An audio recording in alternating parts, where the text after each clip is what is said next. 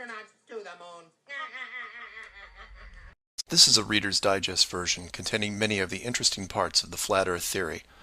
For those who have already started seeing things with new eyes, it will be mostly a recap, but there could be a few new angles you haven't looked at. For the rest of you who are new to this, the first question is invariably, is this a joke? Because it's a joke, right? And that's where we start, because it's one of our two basic childhood facts. 1 + 1 = 2, and the Earth is a globe. We're taught this before almost everything else, and that right there should give you a clue on how serious this secret is. But for those who have forgotten their history, here's the modified Men in Black version. For the first 4,000 years of our civilization, we believed that the Earth was a flattish disk, surrounded by a solid dome barrier called the firmament. All of the 5 major religions had their own version of this, and the churches enforced the belief. Then, around 1514, a man named Copernicus created a new model of the world. He stated that if the Earth was spinning around 1,100 miles an hour and circling the Sun at 60,000 miles an hour, the world was then round.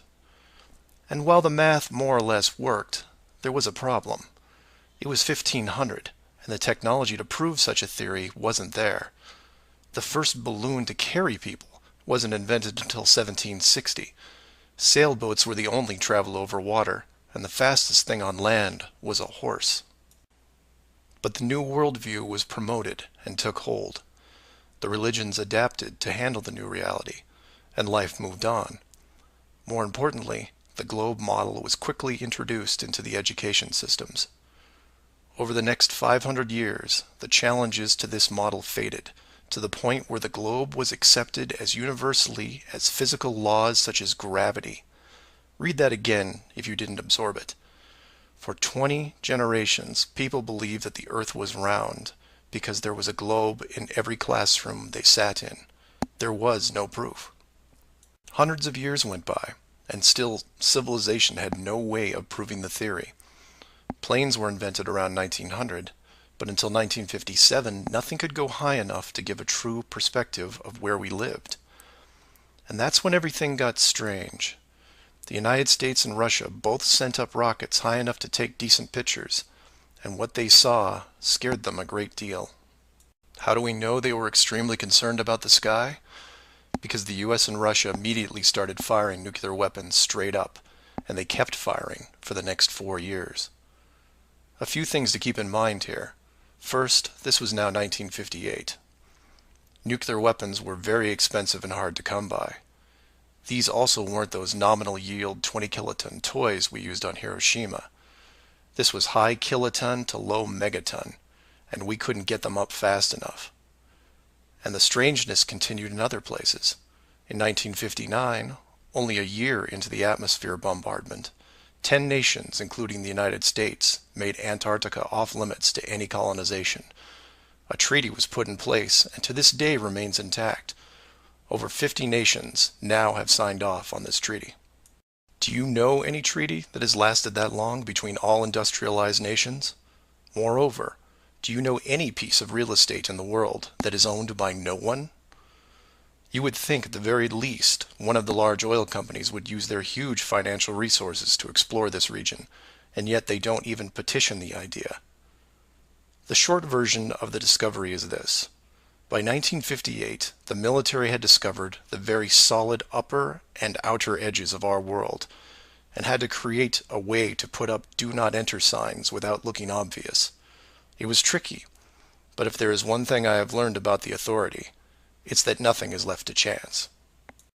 Most of the work had already been done for them, so their job was primarily in the details.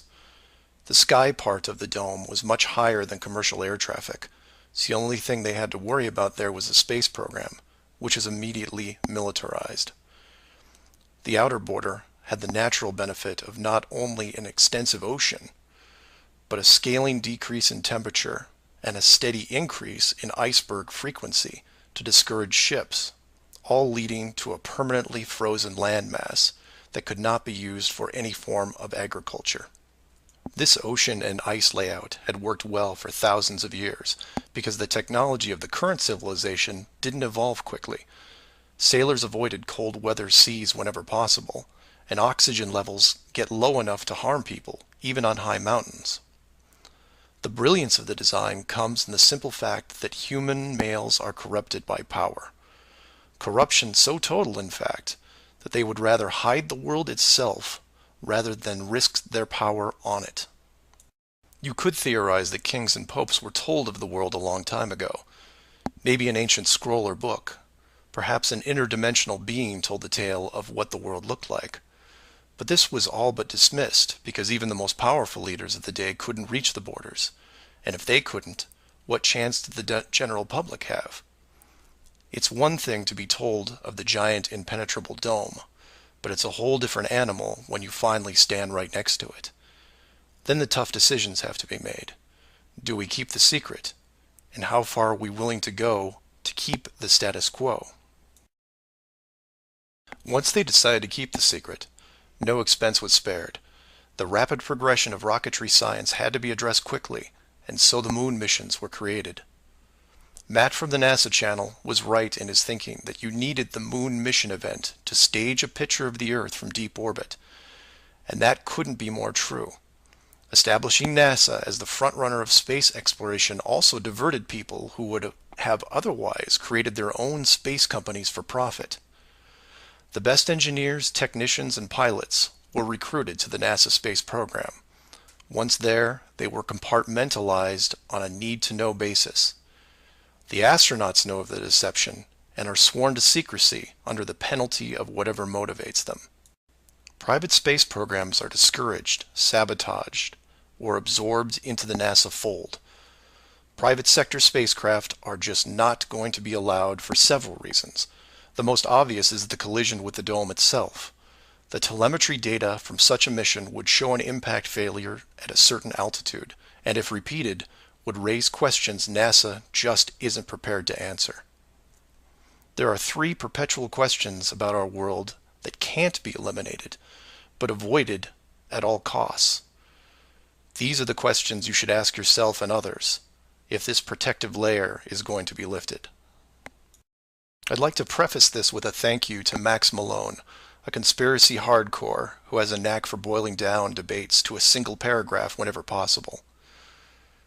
It was he who said, after over 50 years and thousands of hours of space travel footage, both by NASA and other countries, there is no exterior shot where the astronaut completes the simple act of panning the camera 180 degrees, let alone a full 360-degree sweep.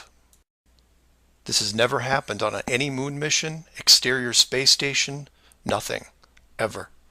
Statistics will tell you that this would have already happened by accident years ago, but it hasn't, and it won't. This is because of the rule they cannot break, the same rule that applies to television set shows that never show the fourth wall. Why? Because there is no fourth wall. Number 2. When you search online for pictures of the Earth from space, 95% of what you will see is a collection of artificial composite shots. In 2000, when I did this search, there was exactly one picture by NASA showing the bottom part of Africa and Antarctica. Now that picture is hidden within hundreds of simulated images. There are HD cameras everywhere, and no one is taking a shot of the Earth, because you can't get enough altitude to do it. Number 3. The commercial air travel routes for the southern hemisphere are wrong. This is an easy thing you can check out in 60 seconds. Take a map reading of the distance between anywhere near Australia and anywhere in South America. It's a straight shot across the South Pacific.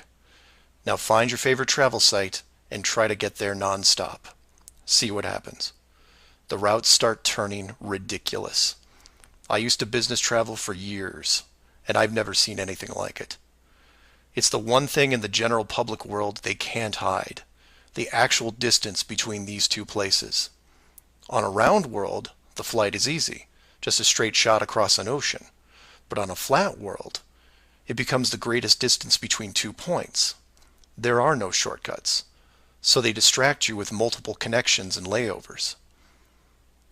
It's only blind luck that the United States was in the northern hemisphere. Otherwise, the increased traffic would have raised eyebrows by now. I know, I know. It's madness. It's lunacy. There are people who will tell you straight to your face that all the leaders of the world are lizards, and yet these people laugh out loud when you say the words flat earth. I was, and still am, a huge conspiracy guy. I literally ran out of new tin hat topics to research, and I still wouldn't look at this one without embarrassment. But every time I glanced at it, there was something unresolved. And once I saw the near perfection of the whole plan, I was hooked. Do your own homework. Ask the questions. Get past the possibility and see if you can move into an even bigger picture, like who built the dome and why. That's where it starts to get really interesting, and things start opening up. I know I said years ago that the greater good was something that should be preserved, that JFK, Pearl Harbor, and 9/11 were inevitable. I still believe it, and I understand the decisions. The globe illusion, however, has run its course over the last 500 years. It's time to start again. If that means we end up getting the attention of who or what created this place and force the reset of the world, is that such a bad thing? Astronauts to the moon. Flat Earth Clues Part 1, The Empty Theater. This is part of a series of clues that can help you get your head around both the design of the flat Earth system we live in and who has been involved in the deception to hide it from you. The clue you have to look at is built upon another conspiracy that has been around for decades, namely the space program. Most of those watching this are aware of the varying theories revolving around NASA, the Apollo program, the Space Shuttle, the International Space Station, and so on. The clue itself isn't based on one of these highly debated topics, but the lack of one, more specifically, motion pictures based on actual events. This, like others in the series, is something you can check out for yourself. Everything you need to reference this is online. To begin, think of all the movies involving space travel that you've seen in your lifetime. You'll start with the obvious: Star Wars, Star Trek, Alien, just to name a few. In fact, if you go through your own personal list, you could probably come up with over 100 different off-world movies without breaking much of a sweat. That part is easy. For the second group, try to come up with space movies that aren't fantasy-based. You'll get a list that has Red Planet, Gravity, Mission to Mars, 2001, things like that. These films will usually take on a not-so-distant future theme and where we could be down the road. And it's still a pretty good-sized list. These first two groups of films are encouraged by the authority because they reinforce the globe model through assumption. The entertainment system demands that the globe view and solar system concept is a given. Therefore, the actual worldview must also be true. Or to put it another way, if you're using your suspension of disbelief as you watch a movie like, say, Gravity, then subconsciously you're reinforcing the movie right on top of the real world. The more of these movies you watch and enjoy, the more the lines blur between what you want to believe and what you actually know. Watch enough movies about Mars, and you will be less astonished when NASA announces an actual mission to Mars. Same with the moon, other solar systems, and so on. Releasing the movie 2001: A Space Odyssey in 1968, right before the actual moon missions, was no accident. It took the greatest director of all time 5 years to make, and several people who saw the theater screenings claimed that many military groups were listed in the credits, only to be removed years later. But 2001 is just a side note of this clue. For those who really want to dig into Stanley Kubrick's hidden vision, I highly recommend the documentary Room 237. A link to it is below as well. Now you are aware of the first two groups of space films. There are those that contain generous amounts of fantasy, and those who try to paint our near future. These two groups are easy to find. The third group is a challenge, and again, that's where things get interesting. The moon missions concluded in 1972, and even though it's still considered the greatest achievement by mankind, no fact-based movies were made regarding it until The Right Stuff was released in 1983. Now you might say that it had only been 11 years, and maybe it was tough to get the rights, and so on. But that's not what made the film interesting. The movie ran extremely long for 1983, coming in at 3 hours and 12 minutes. It was an exhaustive look at the astronaut selection process, the competition, and the training facility itself. But when the credits rolled 3 hours later, chronologically, they had only gotten to the low Earth orbit missions. Just for fun, Google The Right Stuff movie and see how many spacecraft you can find. It won 4 Academy Awards and did a great job at the box office, but the Apollo missions were never touched. The only other major motion picture that involved the actual moon program was Apollo 13 in 1995, a full 12 years later. Apollo 13 only covered a single moon orbit and no landing or close-up reference to the previous missions below them. And after 1995, that was it. Nothing. Hollywood is known for leaving no stone unturned, with reboots and sequels to nearly everything. Yet in almost 60 years, there has never been a single moon mission movie based on actual events. Hundreds of science fiction films reference in it. Everything from Superman to the Transformers. But literally nothing that covers the moon's surface. 6 complete moon missions involving multiple vehicles, moon buggies, playing golf, and no one wants to touch it. Now, to be fair, there was a TV miniseries in 1998 covering the subject. It was produced by Tom Hanks, who got involved after starring in Apollo 13. There has been no professional production of any kind since then. Again, just for fun, Google From Earth to the Moon TV series and see what you find.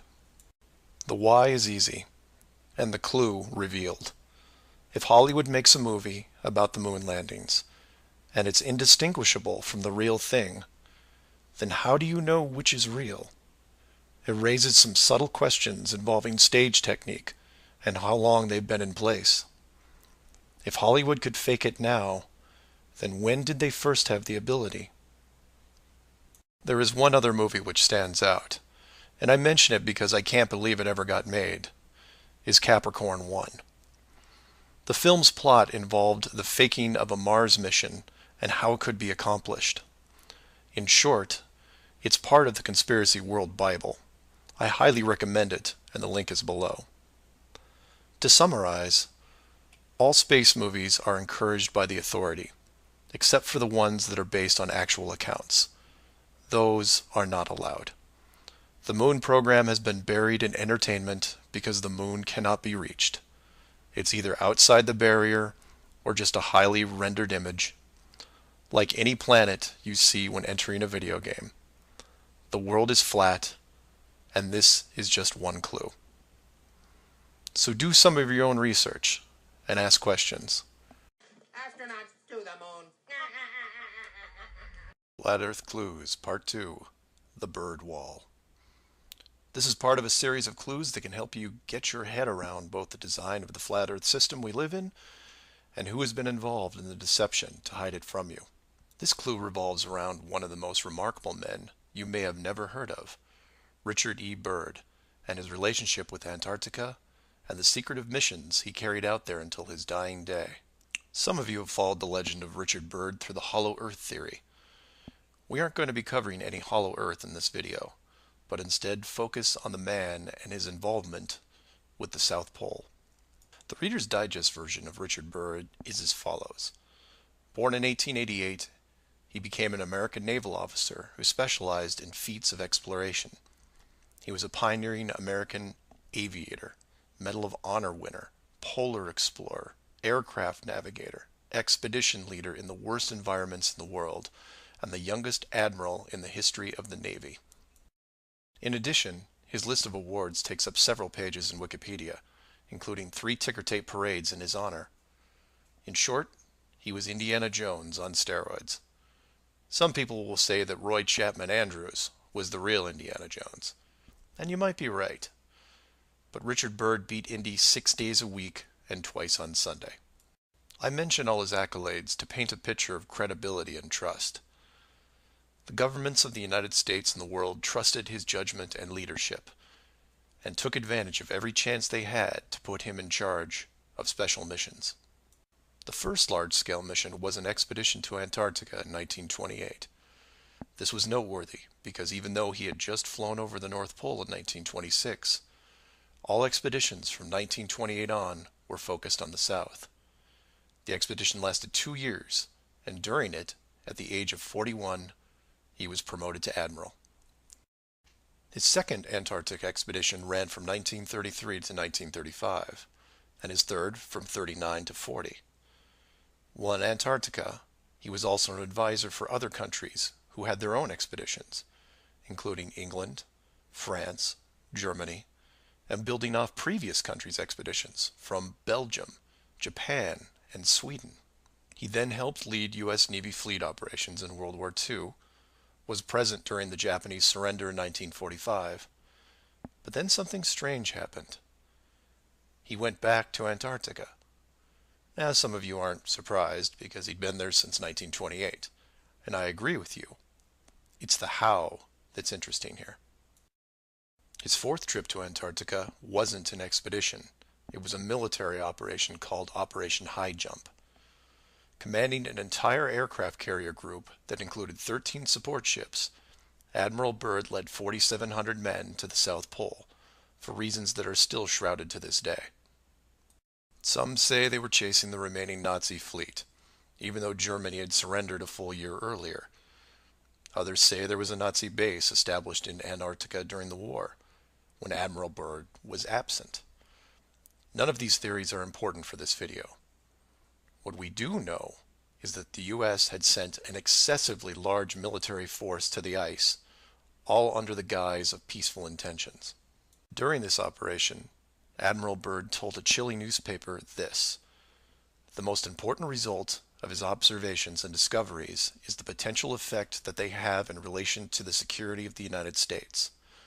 The fantastic speed in which the world is shrinking," recalled the Admiral, "is one of the most important lessons learned during his recent Antarctic exploration. I have to warn my compatriots that the time has ended when we were able to take refuge in our own isolation and rely on the certainty that the distances, the oceans, and the poles were a guarantee of safety." After the operation, Admiral Byrd toured the States and gave interviews, the most interesting of which is a national television show in 1954 called The Longines Chronoscope. A horrible name, but a decent show. I've added a segment of it at the end of this video and linked it in the description. During this television interview, he first spoke of an area beyond the South Pole as large as the United States, which no one had set foot on yet.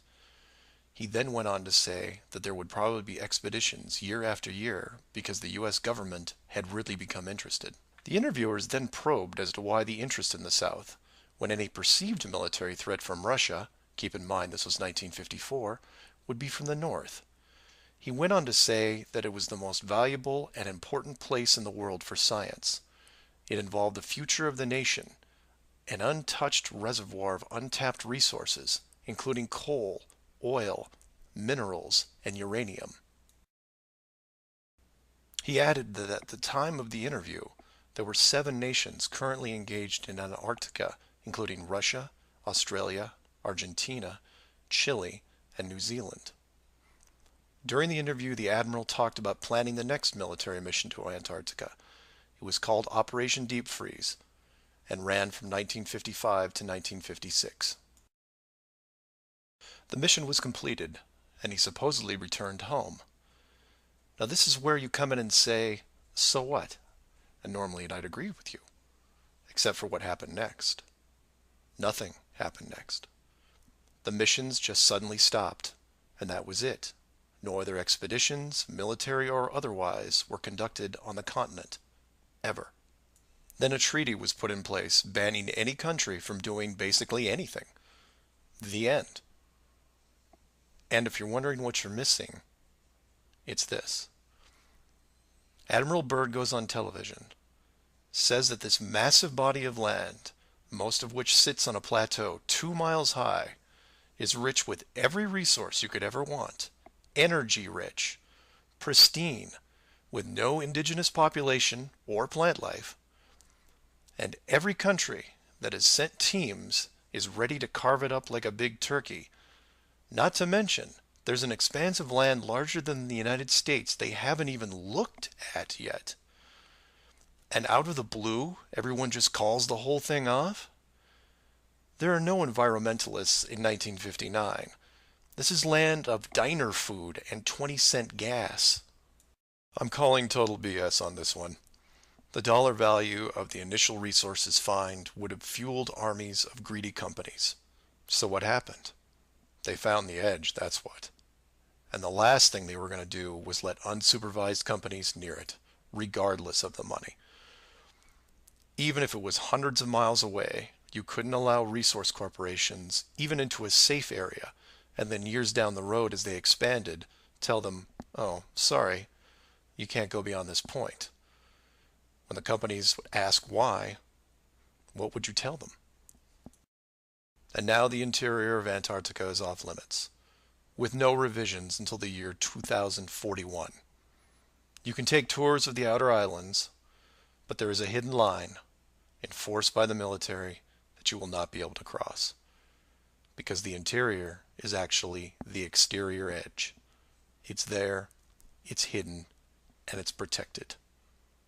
The Earth you live on is flat. So do some of your own research and ask questions. Please feel free to email me at msargent23@comcast.net or 303-494-6631. Our very distinguished guest for this evening is Admiral Richard E. Byrd. The North Pole used to be a no man's land, but these are the days when, by buying a ticket on a commercial airliner, you can fly across the North Pole and drink a cocktail at the same time.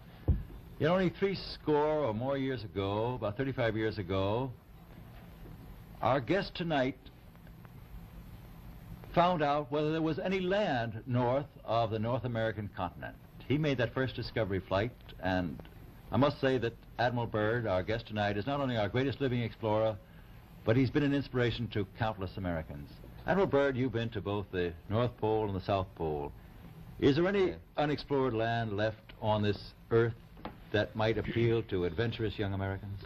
Yes, there is. And not up around the North Pole, because it's getting crowded up there now, because they find out it's really usable, not only to live in, but militarily. But strangely enough, there's left in the world today an area as big as the United States that's never been seen by a human being. And that's beyond the pole on the other side of the South Pole from Middle America. And I think it's quite astonishing that there should be an area as big as that unexplored. That's a tremendous So challenge. there's a lot of adventure left down at the bottom of the world. Admiral, an expedition to which I believe you're the advisor is now en route. What is that expedition doing? Well, that's the icebreaker Atka, and it's a reconnaissance expedition. It's going down to the South Pole area to make certain observations and to look for some bases. They will be back in April, and they will report back, and upon the information we get from that undertaking, we will base the bigger expedition that's to follow. Is that very definitely planned, or is that... That is being planned right now. So I'm willing to say to you that there will be a number of expeditions that will follow, I think, year after year, at the bottom of the world, because the government has really become interested. Well, Admiral Byrd, I can understand, I think everybody can, the interest in the North Pole because it's so near our greatest challenger, Soviet Russia. But why this interest in the bottom of the world? Nobody living down there, is there? No, it's pretty cold. There's only one permanent resident, that's the emperor penguin. The little ones live further north. I tell you one reason they're interested. It's by far the most valuable, important place left in the world for science. That's why the scientific groups all over the nation are really interested. But more important than that, it has to do with the future of the nation, those to come after us, or even during your lifetime, because it happens to be an untouched reservoir of natural resources. And, you know, as the world shrinks with an ever-increasing acceleration, far-flung places, once useless, like we thought the North Pole was, and no man's land, become very useful. The bottom of the world will be important, not only to us, but to our allies.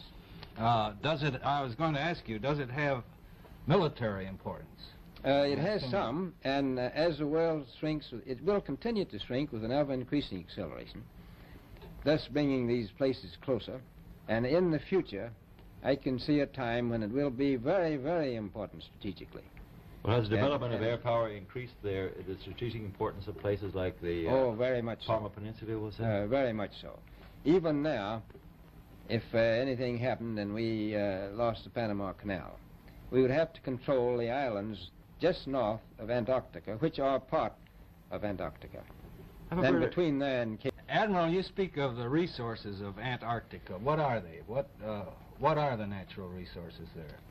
Well, we've found enough of coal within 180 miles of the South Pole in a great ridge of mountains. It's not covered with snow, enough to supply the whole world for quite a while.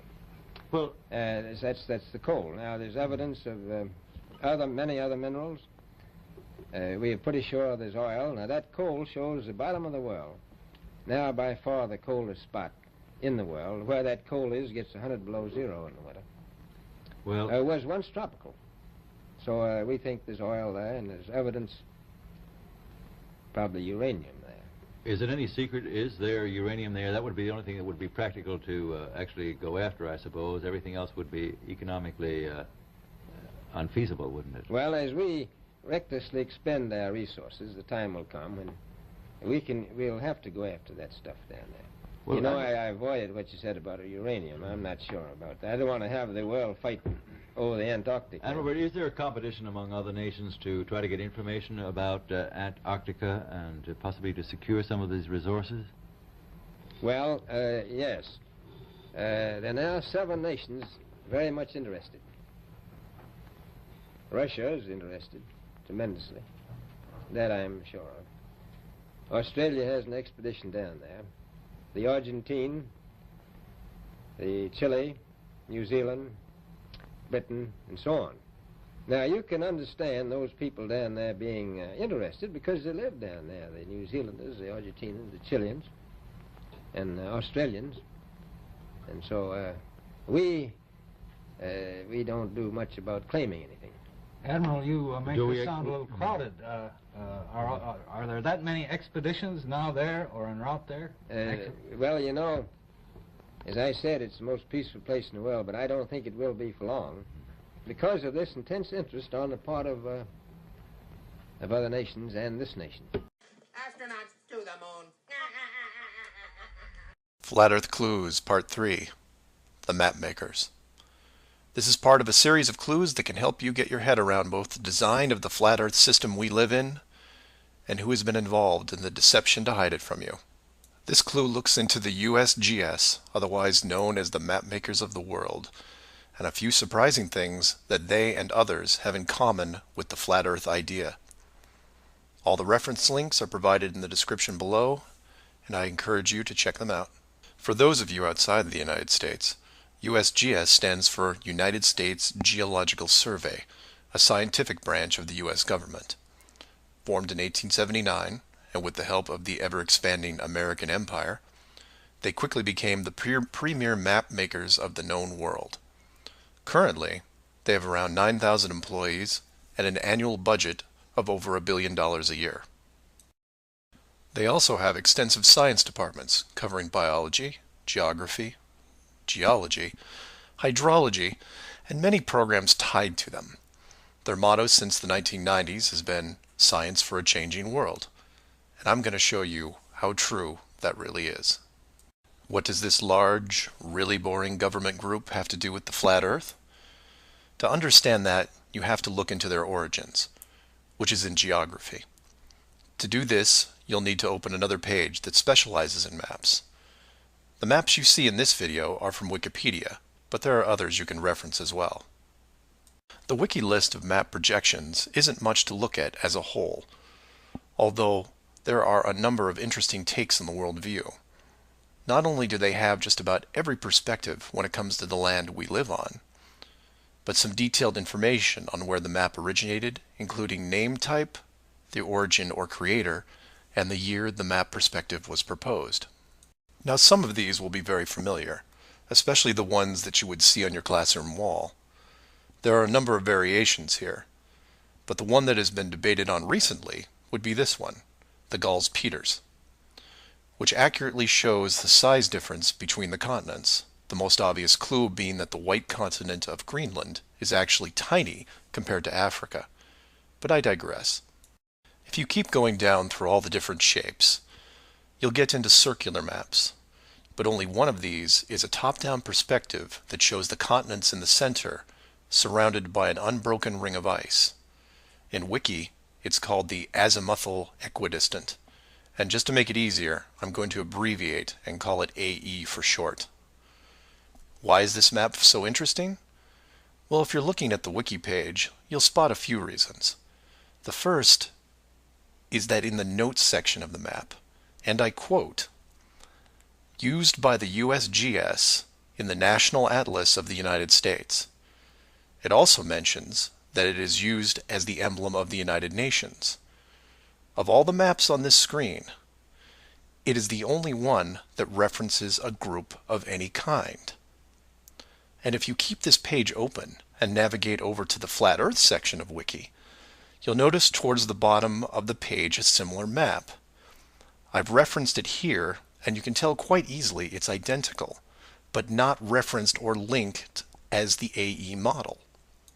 To make things even more strange, we go back to the USGS model, and you see that it was first proposed 1,000 years ago, and you may think, well, that's a bad link. So you compare it with the person who proposed it, and you get this guy, Al-Biruni. Who was Al-Biruni? Well, he lived around 1,000 years ago and was considered one of the greatest scholars of his era, schooled in multiple sciences. Have you ever heard of him? I hadn't. Maybe it's multiple bad references in Wiki. Well, no, because NASA knows who he is and named this moon crater after him. So why is the USGS using a version of the world map designed by a 1,000-year-old Persian scientist? Because it's correct. That's why. So to be clear, let's compare them again. The United Nations flag, the USGS official map of the Earth, and the Flat Earth model. All identical, but one isn't recognized and instead ridiculed as an outdated look at the world. And this is one of those political quandaries that the authority gets stuck in. The short version is this. The government is on the same page as the flat Earth, but they can't admit it, even in confidence. We know the Earth isn't flat, they say, but it really is. We know you use the same map as we do, but ours is just an image. And anyone who says differently is obviously crazy. It makes you wonder how long the USGS has been using that model as an official reference. The United Nations started using it for their logos in 1945, and then made some final adjustments in 1947. And the UN flag also raises a few questions, like, why isn't Antarctica represented on the map? Is it supposed to be assumed in the outer circle, or perhaps the spiky olive branches on the outside? They don't mention it anywhere online. And this is what I like to focus on: the gaps, the holes in the plot, the unanswered questions. The USGS using the same map as the flat Earth, but not saying why.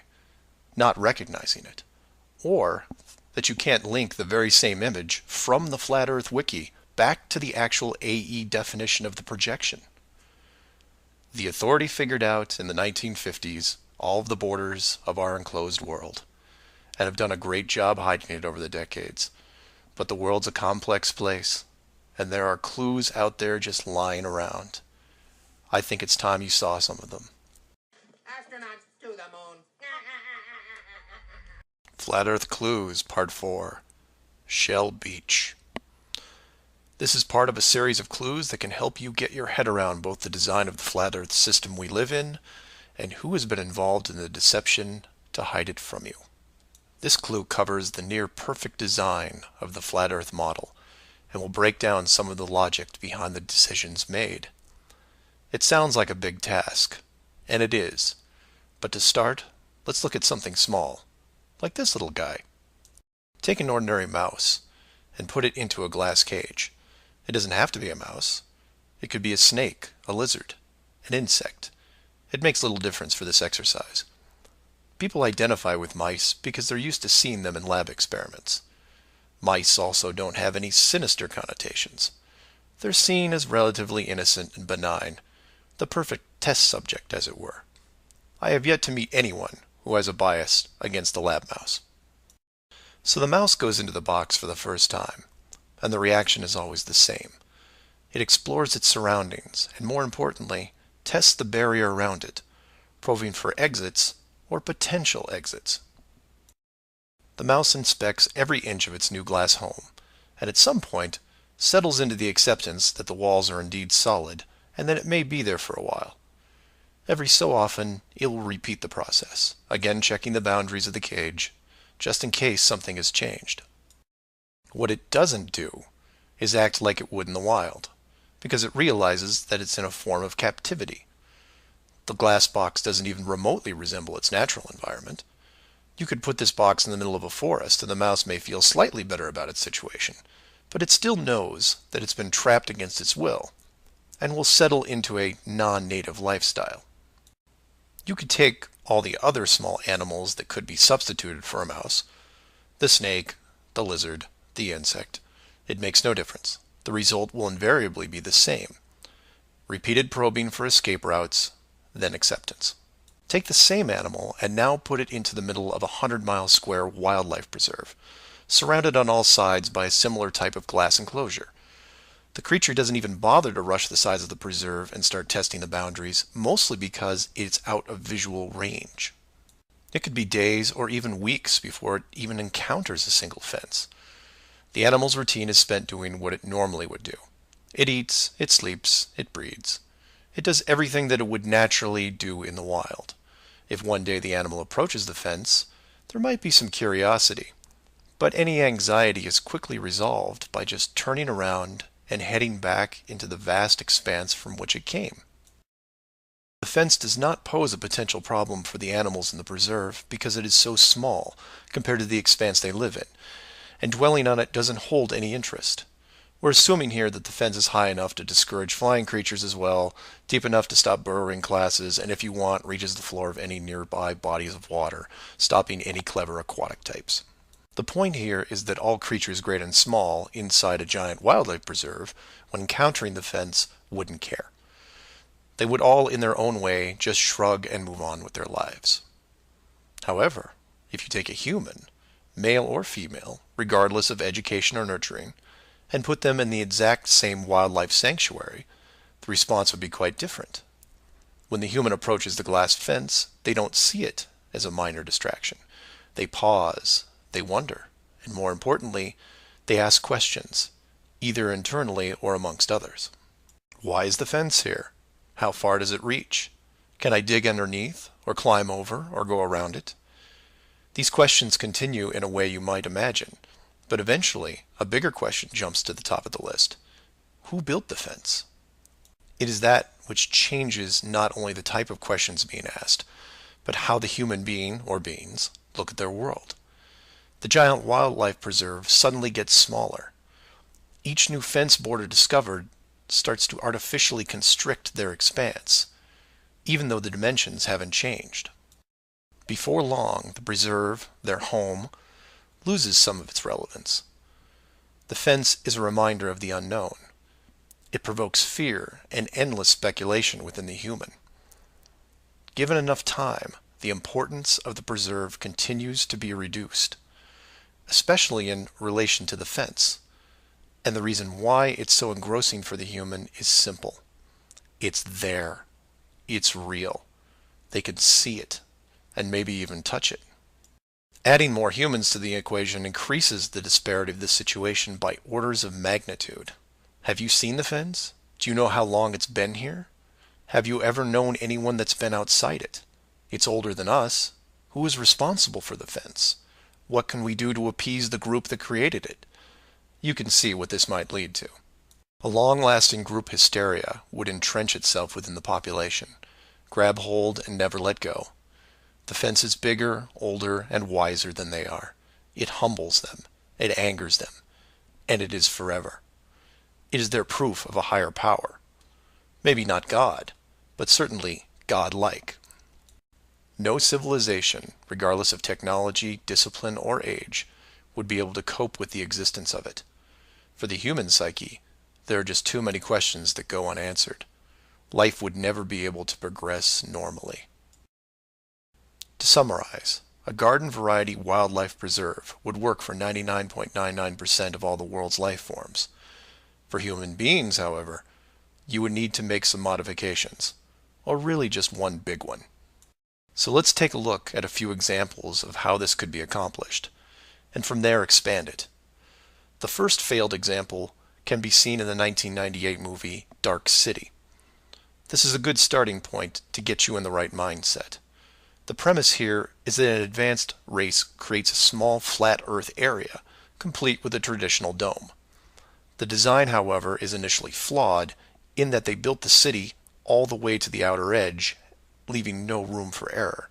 To compensate for this, they altered the memories of the human population on a regular basis, therefore repressing any long-term investigations. However, in movies, there are always anomalies, like the police officer who realizes that even though he remembers visiting a place called Shell Beach, there is no way to reach it, because Shell Beach is outside of the flat world and never existed. He just keeps going around the circular city that has no exits. In the end, another man, the hero of the movie, makes it to the edge, steals the advanced race's power, and creates an ocean, which really should have been there in the first place. Move from there to a movie released only 4 months later called The Truman Show. Inevitably, all flat earthers have to take a hard look at this movie from a technical point of view. The movie follows the same lines as Dark City, but in a much more relatable premise, that of a giant television stage built so that the outside world can watch a person go through his life without any knowledge that he is living inside a flat world, surrounded by a physical dome. The movie is interesting on several levels, including construction. Using their existing model of a small town, bordered on one side by a large lagoon and wilderness, and the other a seemingly expansive ocean, while better than Dark City, still had its flaws. For one, it was less than 20 miles across, and even though Truman's desire to explore was repressed, there was still a chance that he would venture to the outer edge, which is where the movie ended. But for the most part, it worked. Truman believed the entire scenario because he was born into it, and then lived 30-plus years without any reason to doubt where he was, which could be said for any of us. If it wasn't for the, and we'll say movie mistakes, that the studio fell victim to, then the show would have never ended. And this then raises hypothetical scenarios like, how many kids like Truman could you have raised inside that dome? 10? 50? Now, logistically, you can see how it might be problematic in keeping tabs on that many kids, especially as they got older. But with enough sleight of hand, it could be possible. A fictional situation just like that was made into the 2004 movie, The Village. And even though it turned into one of those M. Night Shyamalan plot twist things, the premise was very feasible. A wealthy group of idealists buy a large parcel of land in an existing wildlife preserve, create a small town from the 1800s and raise children there.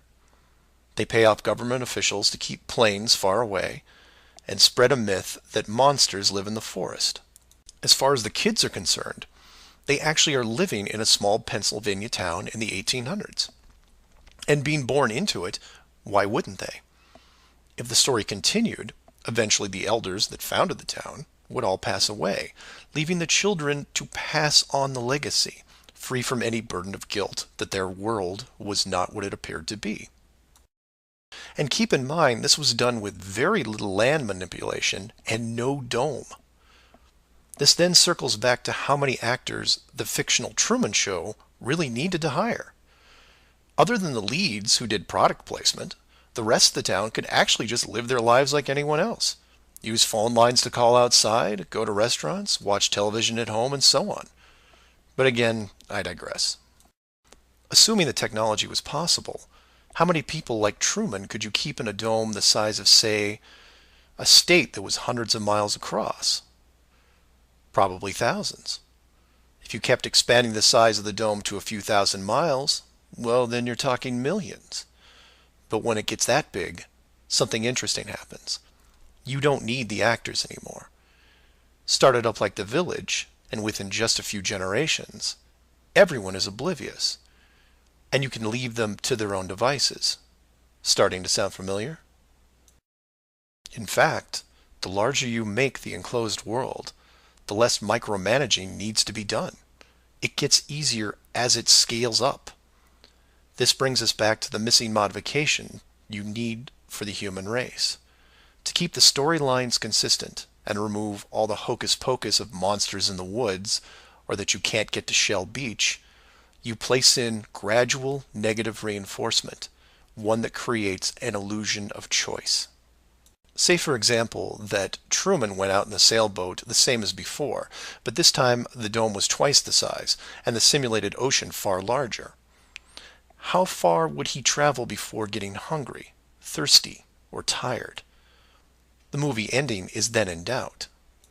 And if you compare this scenario where you are now, then you start to see it.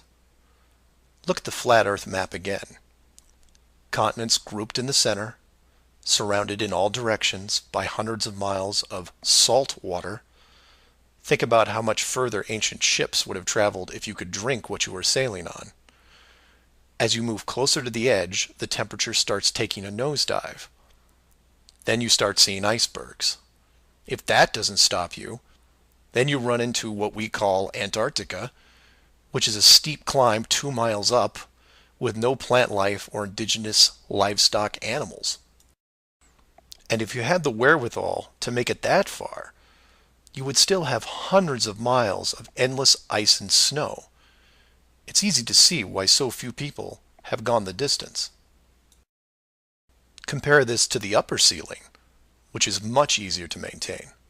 You simply decrease the oxygen rates so that every 1,000 feet up it gets more difficult to breathe. This slows down exploration over mountain ranges and discourages limited control flight, such as balloons.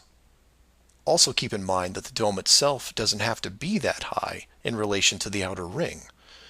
With commercial aircraft capping out at 10 miles and rockets less than 400, the dome would actually look more like a stadium roof, depending on how you wanted to display things like the sun, moon, and stars. An enclosed world with these type of safeguards would be able to sustain an unknowing population for, say, what, 4,500 years? Then you could artificially introduce a globe model into the scientific community before the civilization technology reaches a point that could lead to discovery.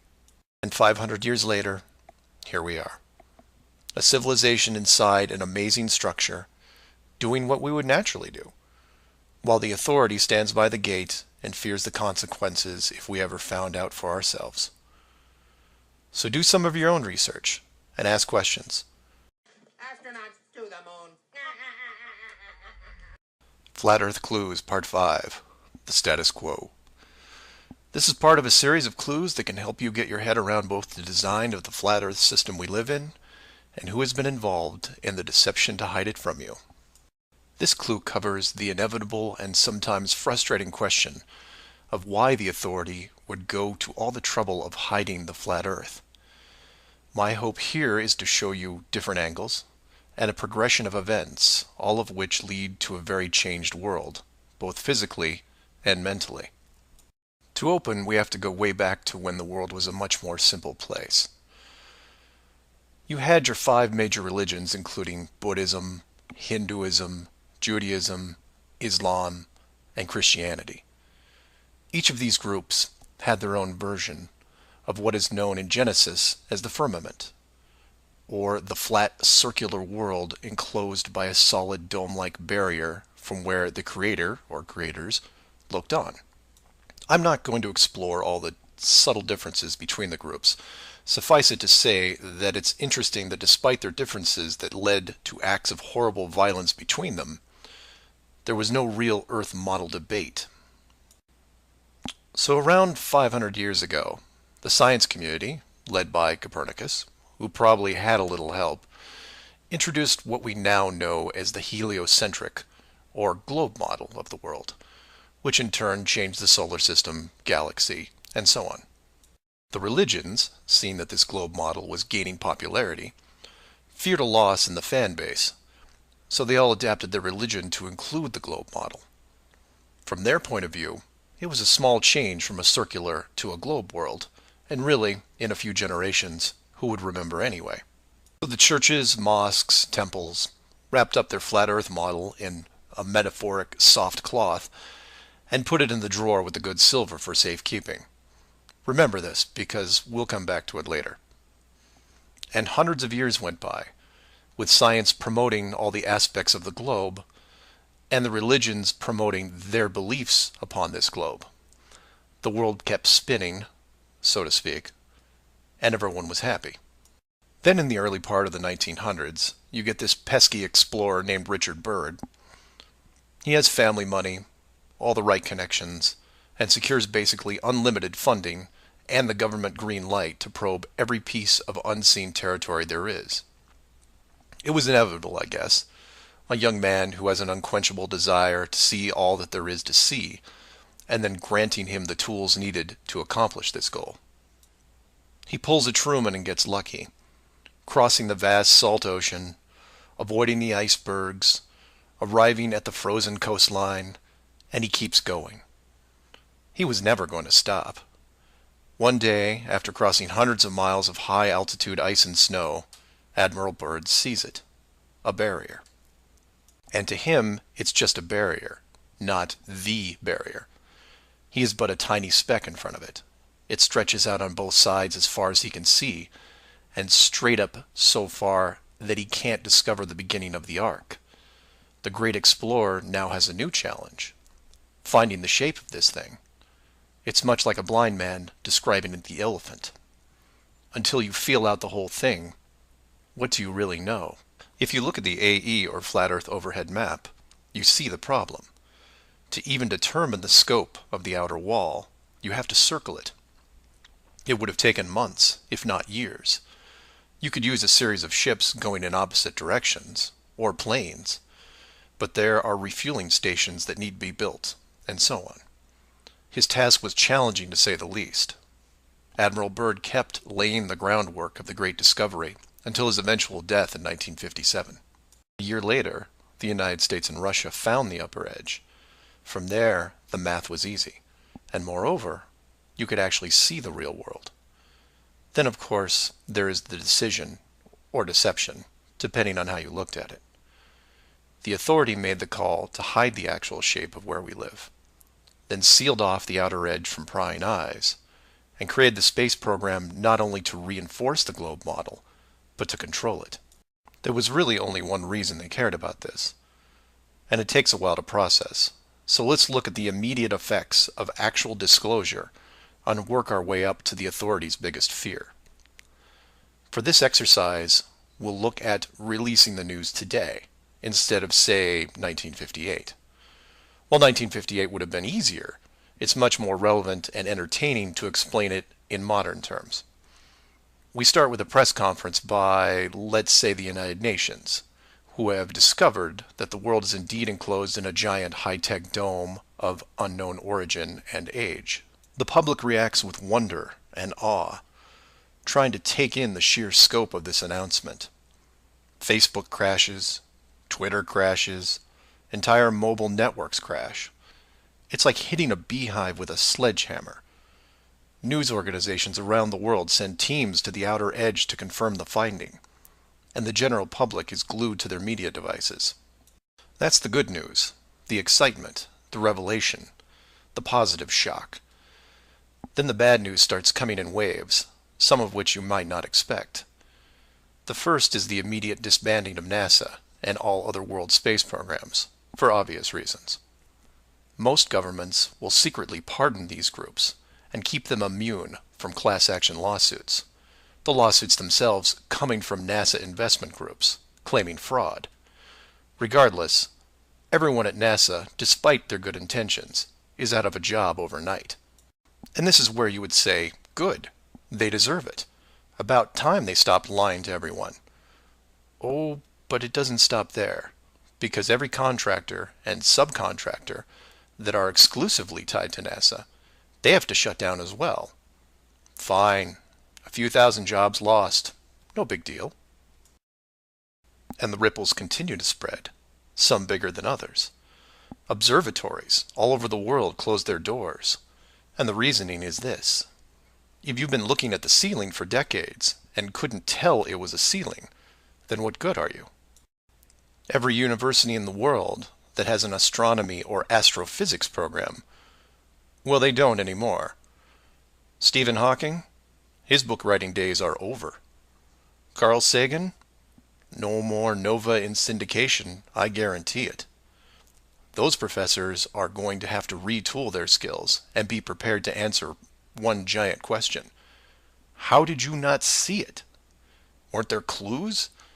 People start finger pointing, and it will continue for years. And still my fellow flat earthers will say, well, hell, that doesn't sound too bad. So some nerds around the world lose their jobs. So what? You don't get off that easy, is what. The finger pointing at the now defunct NASA will then turn to finger pointing at the government, who directed the whole thing. This is where we run into some dangerous ground, involving things like the Ark of the Covenant, the Holy Grail, and the Ring of Power. And you say, you lost me. I was with you until you started bringing up religious artifacts or movies. And you're supposed to be lost. Of the 5 major religions we mentioned earlier, those being Buddhism, Hinduism, Judaism, Islam, and Christianity, none have been able to produce a supernatural object over the last 5,000 years. And trust me, it would be beneficial to do so. The Ark of the Covenant would benefit Judaism, the Holy Grail Christianity, and the Ring of Power, well, that benefits someone else. Maybe I'll leave alone for now. The point is that all religions are actively seeking their leverage against science. You've heard of the division between church and state. Well, here it is. Advantage church. The barrier becomes a giant religious symbol, and since it is backed by the Big Five, it also becomes universal.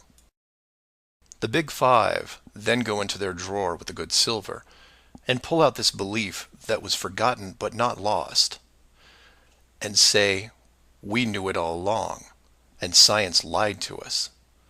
Temporarily, all religions unite against science, who has been only moderately weakened by the removal of their astronomy and astrophysics divisions. But the public won't care, because they will listen to the group shouting the loudest, and no one yells louder than the church. They will scream with righteous fury that the dome was built by our God, your God, and the people will turn to science and hear nothing but crickets. And that's where the world changes, because in times of great stress, the public will want words, and while religion has no shortage of them, science simply is incapable of taking leaps of faith. I'll take a glass half full approach and say that anyone listening to this is probably an intelligent, rational person, one who can make informed decisions outside of the conventional doctrine. But for every one of you, there are hundreds, if not thousands, of mouth-breathing troglodytes who will not walk but run to the respective house of religion and say, "You were right about this. What else can you teach me?" This is what fills the current authority with pause. The unknown response to that question. Will religion take the high road and work with what remains of science to discover the truth? It's possible, I suppose. It's also possible that religion will combine this technologically advanced society with a revitalized and aggressive doctrine that then transforms daily life into something that makes the book 1984 seem like a Saturday morning cartoon show. I'm hoping that mankind will prove me wrong, but so far, that isn't the case. Astronauts to the moon. Flat Earth Clues Part 6. Depth Perception. This is part of a series of clues that can help you get your head around both the design of the flat Earth system we live in and who has been involved in the deception to hide it from you. This clue looks into the inevitable design question below the surface, or more specifically, how thick the flat Earth design would need to be. To start, let's quickly recap the design features so far. A basic dome structure made up of advanced high-density material, thousands of miles wide, and at least 100 miles in height. The ceiling of said structure being projected upon by an ultra-high-definition system using super LED technology and a combination of 2D and 3D imaging to simulate all celestial bodies, including sun, moon, stars, and so on. This ceiling is then protected by a scaling decrease in temperature and oxygen levels to the point where human life isn't naturally sustainable above 4 miles. The lower surface of the dome structure consists of an organic layout of continents, grouped at the center, ensuring that no land bridge exists to the outer ring. This is then surrounded by hundreds of miles of salt water in order to limit sea travel. The salt oceans are then adjusted with a scaling decrease in temperature as the outer area is approached, to the point where salt water freezes, forming icebergs, further reducing sea travel. The outer ring is then elevated to a height of 10,000 feet, reducing oxygen levels, and a buffer zone of 300 miles is created. This zone is devoid of all life forms that could be used as food, further discouraging land travel. That all sounds pretty good, but we left out one thing: depth. Keeping human beings away from the ceiling is easy, because it requires higher technology. Protecting the outer ring is a little more difficult, but can be accomplished with layers of negative reinforcement. Protecting the actual common ground is a different challenge, because digging is basic. Everyone knows how to use a shovel, and most construction requires a generous amount of digging. In addition, natural resources such as coal, oil, minerals are harvested through large-scale digging operations.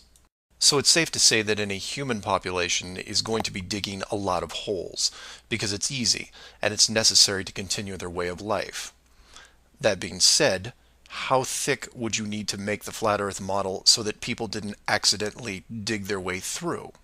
You could use the same method as the outside barrier and create a series of undesirable layers, ending in a solid barrier. But the ever-expanding increases in general population would create an unnecessary risk. If the bottom of the flat Earth was composed of, say, an unbreakable material, this would pique the digger's curiosity, and if repeated all over the world, would raise suspicions of design. While a solid barrier works at the end of a frozen wasteland where no one is venturing, or allowed, it doesn't do much if it's found in a mining quarry or someone's backyard. For that, you need something that hasn't been used up to this point: a scaling increase in temperature, all the way to an ignition flashpoint and then beyond. Now you will jump in and say, well, of course, we all know that there is molten rock below the surface. We see it in volcanoes and, well, volcanoes. Yes, you do. And we've all seen the cross-section diagram of the globe Earth, which shows ever brighter bands of molten structure and so on, which is why I included the wiki link in the description that covers the official view of the Earth's structure. And I quote, Scientific understanding of the internal structure of the Earth is based on observations of rock in outcrop, samples brought to the surface from greater depths by volcanoes, analysis of seismic waves, measurements of gravitational and magnetic fields, and experiments with crystals at pressure and temperatures characteristic of the Earth's deep interior. In short, they have no clue on what's below them. None. In fact, the deepest holes ever drilled, which I've also linked in the description, only go down 8 miles. To repeat, no one has gone below 8 miles anywhere. And every drilling survey is the same, a scaling increase in temperature to the point where drill bits stop working. And you come back and say, but volcanoes. Yes, there are volcanoes, holes in the earth where molten rock is produced, under pressure, I might add. Certainly that can't be artificially created. No? We can melt rock right now. It's called a smelting plant. What do you think your car is made out of? Melted, reformed, and polished rock. We have the technology to do this. It all comes down to scale. Create a large set of furnaces at, say, 50 miles below the surface that can melt and pump molten rock. And you say, what would the furnaces be made out of? Oh, I don't know. How about the same dome material that can withstand nuclear weapons? So you take the molten rock, locate a few random access points on the surface, and the rest comes naturally. Volcanoes also reinforce the Earth structure model that the molten rock goes all the way to the core, which then in turn reinforces the globe model, and then we're back to where we are now. A smoldering globe flying through space at high speeds that from a design standpoint makes no sense. So how thick would the flat Earth model floor need to be? Oh, for common use, say less than 100 miles, similar to the ceiling in scale. Large heat generators placed in a pattern, a thin layer of molten rock 10 to 20 miles down, which is really just a geologic pipe system to help with the generation of terrain. And there you have it. An efficient way of discouraging all those digging humans from reaching too far, combining a physical barrier with a mental one. 8 miles down and you're going to tell me what the entire core looks like? Give me a break. Astronauts to the moon. Flat Earth Clues, Part 7, The Long Haul. This is part of a series of clues that can help you get your head around both the design of the flat Earth system we live in and who has been involved in the deception to hide it from you. This clue looks into a topic I only glanced at in the original guide, which is the southern hemisphere, or in the flat Earth model, the land masses closest to the outer ring. I like to give credit where credit is due, and the long haul title was given to me by a fellow flat earther who did some of the same research I did. The summary of the video is this. If you are looking to show someone how to view the flat Earth from a practical point of view, this is the example I would use. I'm going to show you how strange the world looks using just a few websites, some simple math, a couple minutes, and your brain. You don't have to write anything down, unless you want to, of course. I'll give you everything you need on screen and break down one of the examples as well. I'll also link the sites in the description for reference. First, here are some websites that help you calculate distance. The GPS on your phone already does this, and you may have an app as well, but here are some dedicated examples. Timeanddate.com, Tripit.com, DistanceFrom2.net, WorldAtlas.com, FreeMapTools.com, and TravelMath.com. If your favorite isn't listed here, like Google Maps, then use whatever is most familiar to you. Now we are going to look at two specific groups of cities. The first group is going to be from the area around Australia, including New Zealand. We'll call this Group 1. Group 1 includes Melbourne, Australia, Sydney, Australia, Perth, Australia, Auckland, New Zealand, Christchurch, New Zealand, and Hamilton, New Zealand. The second group is going to be some cities in South America, all in the southern hemisphere. I mention this because if you go high enough, you will run into a few cities that won't work. Group 2 includes Rio de Janeiro, Brazil, Sao Paulo, Brazil, Brasilia, Brazil, Buenos Aires, Argentina, Lima, Peru, and Santiago, Chile. Again, there is a link in the description with many other airports. Now, these two groups are interchangeable, as you would imagine, so you can start or end with either group 1 or 2. The results will be the same, and just to make it interesting, I'll use a slightly different example which a fellow flat earther did the legwork on and show you that even these two groups aren't exclusive. So you take anything from group 1 and anything from group 2 and you get some distances ranging from 6 to 8,000 miles roughly. That's all I want you to do here is get that part in your head, noticing that the route is bent because they have to account for the curvature of the Earth. All these directions are what you would expect, a straight shot over the South Pacific Ocean. Now, just to prove it's not an exclusive route, instead of starting in, say, Rio and landing in Auckland, I'll start what should be the opposite side, in Cape Town, South Africa, which is roughly the same distance on a globe Earth coming in at 7,300 miles. Notice on the map it's still a straight shot through the Indian Ocean and not crossing any countries, an easy route. I try to book my flight. For this example, we use Travel Math, but you can use whatever is easiest in your country, like Priceline, Expedia, Travelocity. It will make no difference because they're all tied to the same system. And this is when everything goes wrong.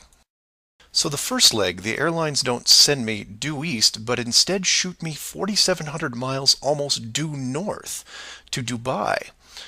Okay, maybe we're just picking up people. Seems a bit excessive, but I'll go with it. I'm probably comfortable in my seat drinking vodka tonics anyway. And from Dubai, it should be a straight shot home to Auckland, right? No. Now they send me southeast to Melbourne, a mere 7,300 miles. And then finally a third leg from Melbourne to Auckland coming in at around 1,600 miles. I'm rounding up or down to make the math easier. Regardless, the total miles for this flight is almost double what should be expected, coming in at 13,600 miles. In addition, the trip took me 37 hours. How long should it have taken? Well, in a 777, about 12. Now this is where you come in and say, well, it's probably an isolated incident, or some strange connection thing. You know how the airlines are. Oh no, my friends. We can do this all day. This roulette table is rigged, and there is no way to get a fair game. The first part of the clue is the utter lack of non-stop flights from anywhere in this hemisphere, which is why I gave you multiple cities in each group. And here's the plot hole for you. Flying from international cities like Sydney, Rio, Santiago, or anywhere else close by, you can't get a single non-stop flight, no matter how much money you pay. I tried to do this for an entire night, and it was like playing an online casino game, one that I was losing most of the time. The connections kept coming in like spam windows. Start in Christchurch, go to Auckland. Start in Auckland, go to Sydney. Start in Sydney, go to Dubai or Los Angeles or somewhere else that makes no sense. Some of these connections took the trip over 50 hours to complete. Go ahead, try it yourself. You may find one nonstop. But even then, the strangeness doesn't end there, because the speed is wrong. For reference, I included an optimum cruising speed guide from a commercial pilots forum that lists all the international aircraft used in these routes. A 777, the current state-of-the-art flagship plane, designed for maximum fuel efficiency, has a cruising speed of 640 miles an hour. 7,400 miles comes in at around 12 hours. Try to find this route. It doesn't exist. It can't. The closest I came was a one-connection flight with a 3-hour layover. The total flight time was 20 hours. 20 take away 3 is 17, not 12. And this might work if the plane was doing, say, 430 miles an hour, but it's not. In fact, the slowest cruising speed I found was an older Airbus just around 593. But this is all just numbers, right? It is until you pull up the flat Earth map and look at the farthest 2 points, which just coincidentally are anywhere in Australia and most of South America. Or my example of Lower Africa, which you can see isn't west at all. It's a shell game, and a very good one at that. Keep people guessing with multiple connections and layovers, jumping from city to city. People just sit in their seats, trying to sleep through it. And then it hits you. Well, the pilots would know, right? They fly all day, every day. Certainly, they would have figured it out by now. Some of them would get suspicious, sure. Any decent navigator will be able to work out the speed, fuel consumption, and odd connections.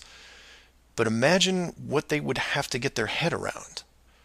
First, they would have to ignore the world GPS system that has been leading them to their destinations without error. If you want some interesting side reading, check out the link on the history of the GPS. And I quote, "Developed in 1973 to overcome the limitations of previous navigation systems, integrating ideas from several predecessors, including a number of classified engineering design studies from the 1960s. Oh, and by the way, was created by the Department of Defense, the same people that closed off Antarctica." GPS went fully live in 1995. So if you were a pilot before then, you might have been able to pick up a breadcrumb trail. After that, very difficult. Plus, let's say you did figure out that something was off. Who exactly would you tell? The FAA? You would be looking around and wondering why you were the only one to see it. And then what?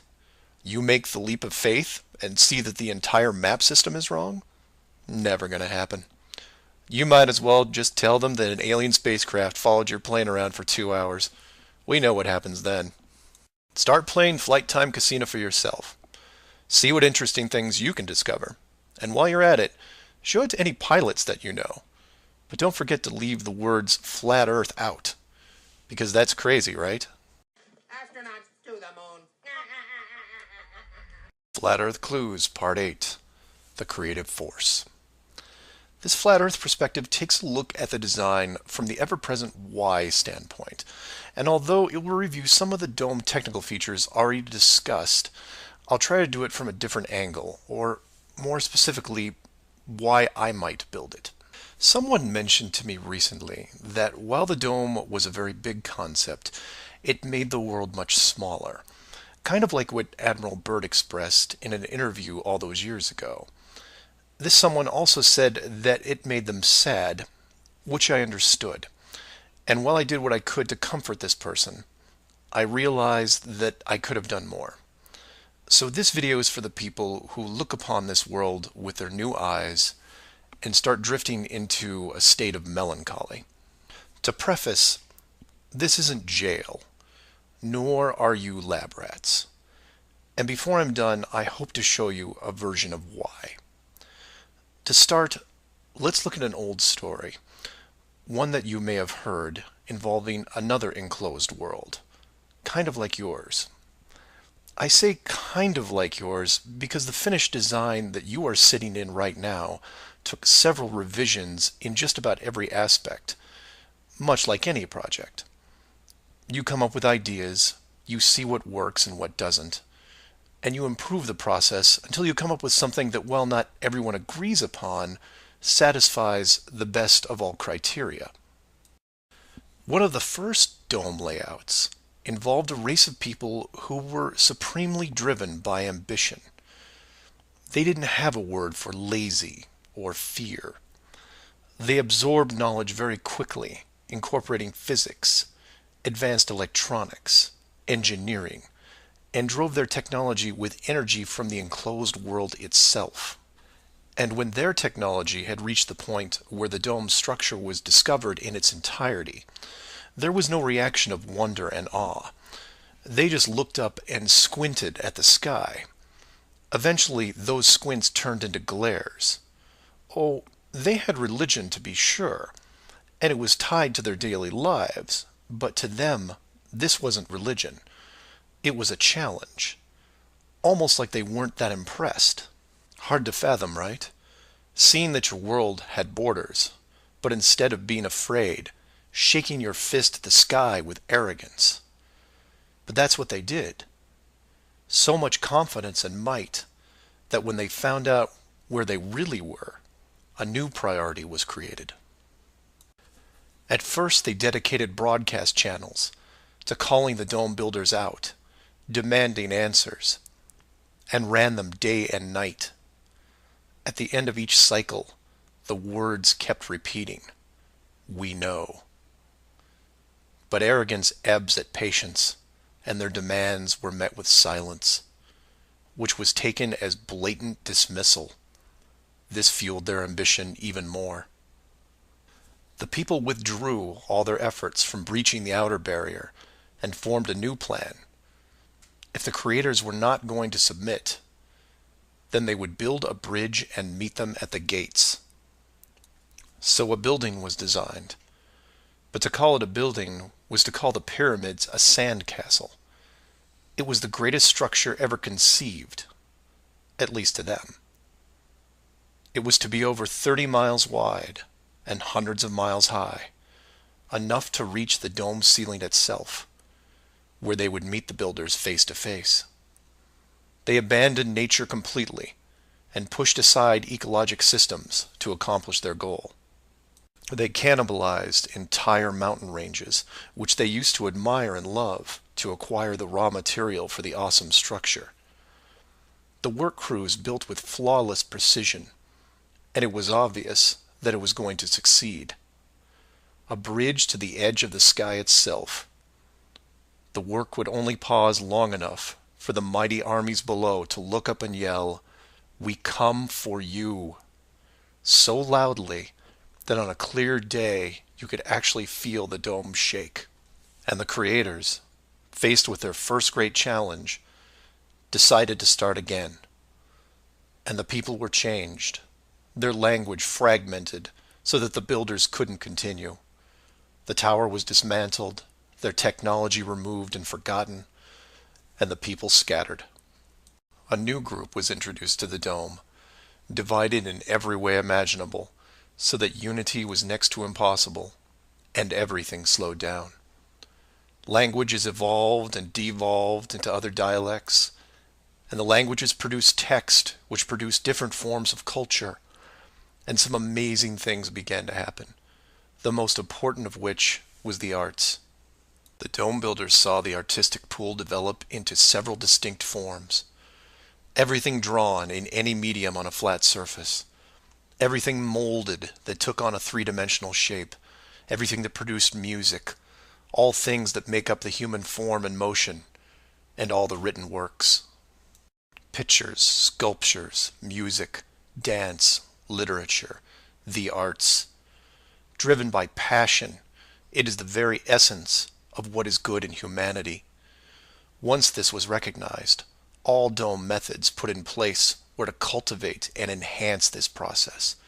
Land masses were adjusted with geology and temperature to support every kind of terrain, with mountains, rivers, oceans, plains, forests, jungles, deserts, all of it stunning, all of it stimulating the human mind, nourishing it.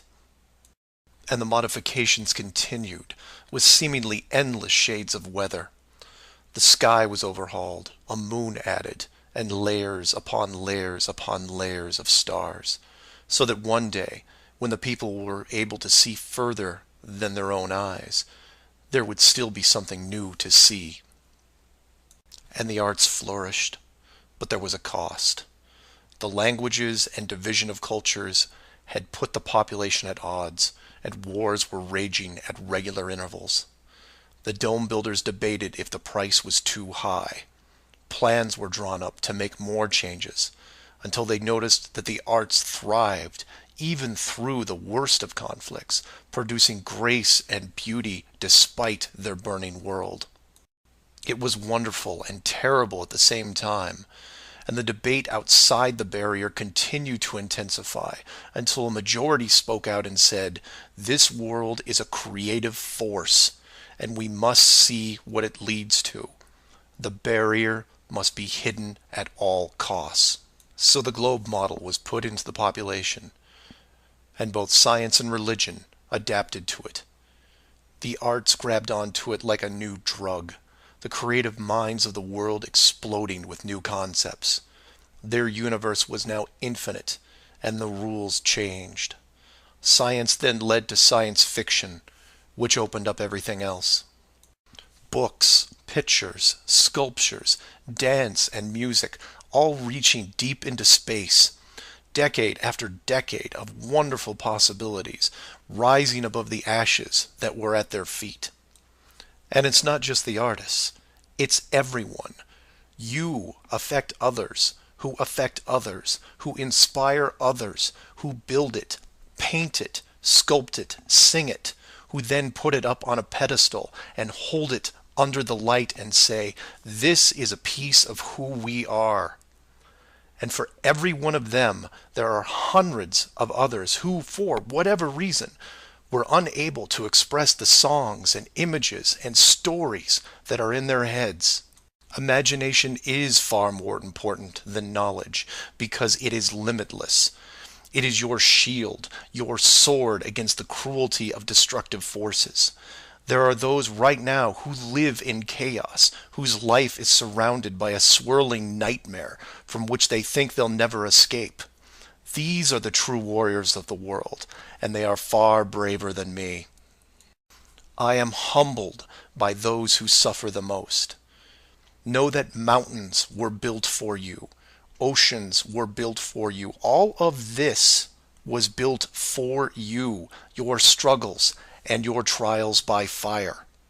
It may be today, it may be tomorrow, but one day the curtain will close and this stage will be struck.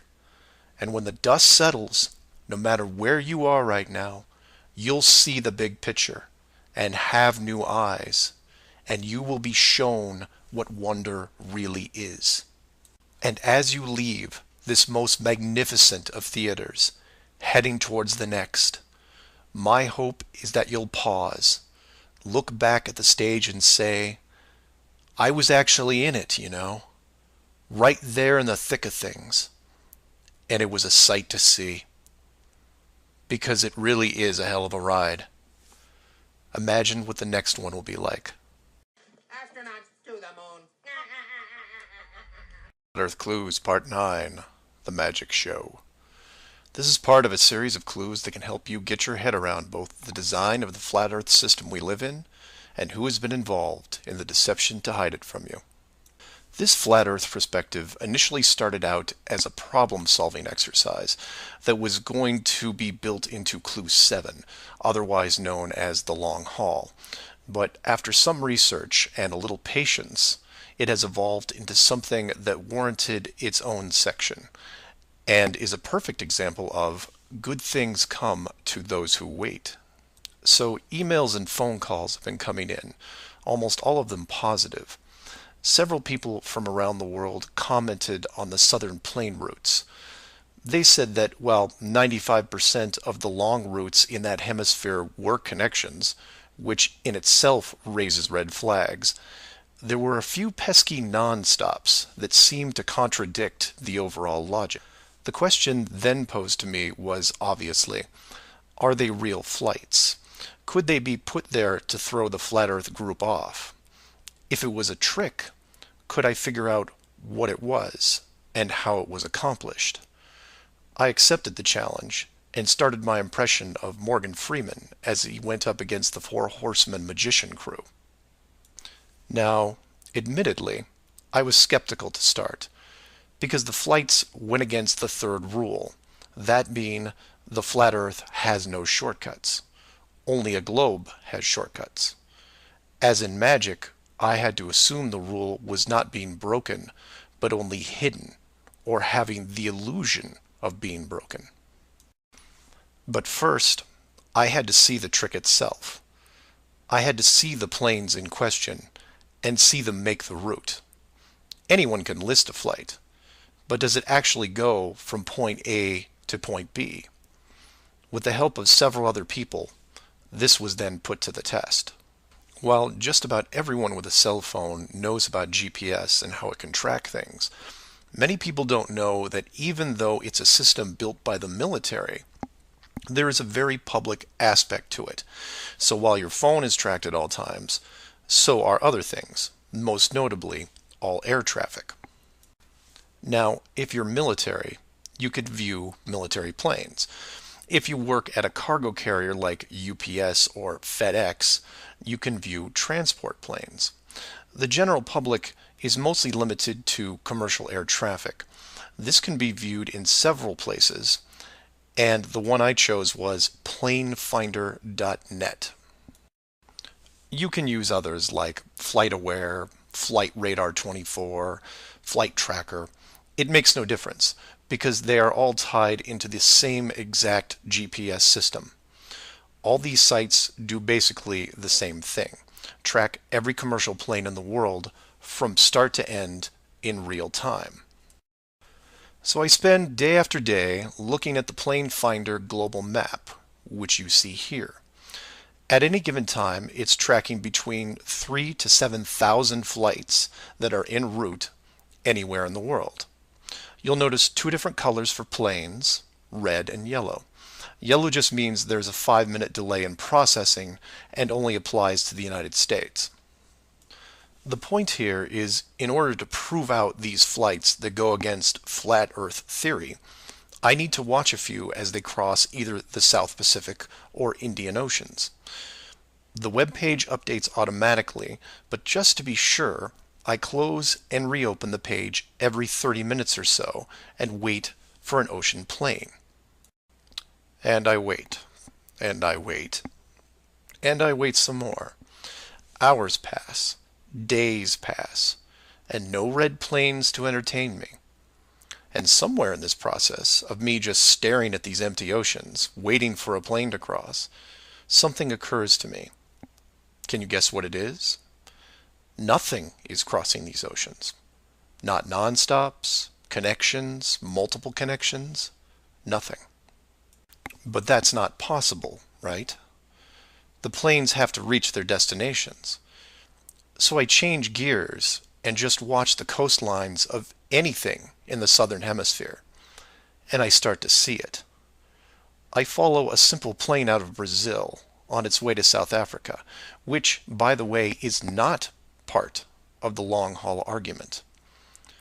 It's offshore just a few hundred miles. I get something to drink, and when I come back, it's gone.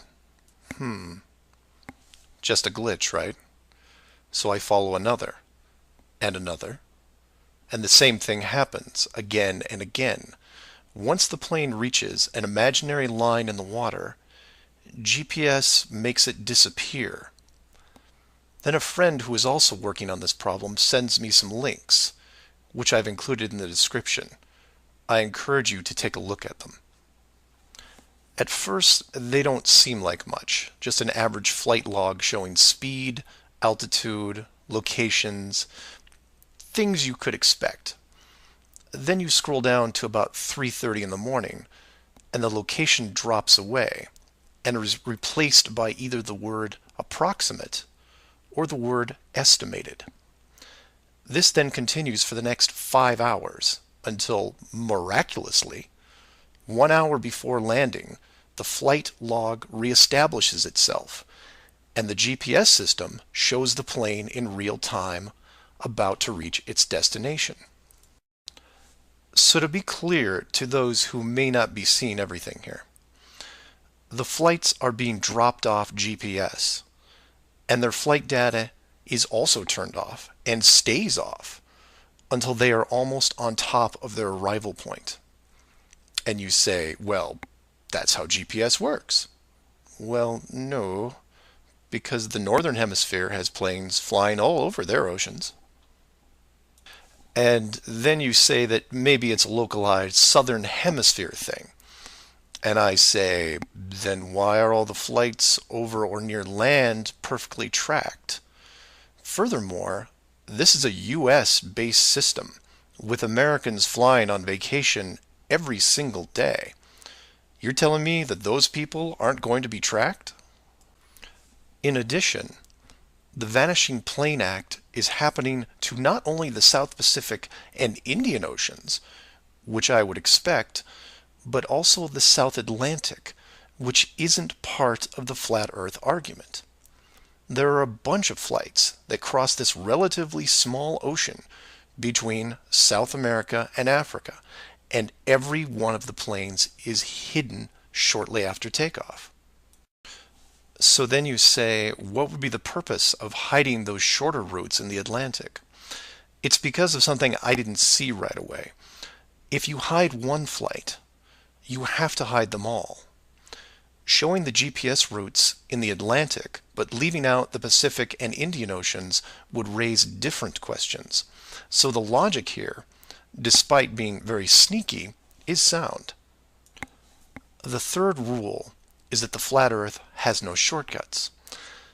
If you look at the azimuthal equidistant map again, and look close, you notice that while the South Pacific, South Atlantic, and Indian Oceans make up the lower sections on a globe, they make up the outer ring on a flat model.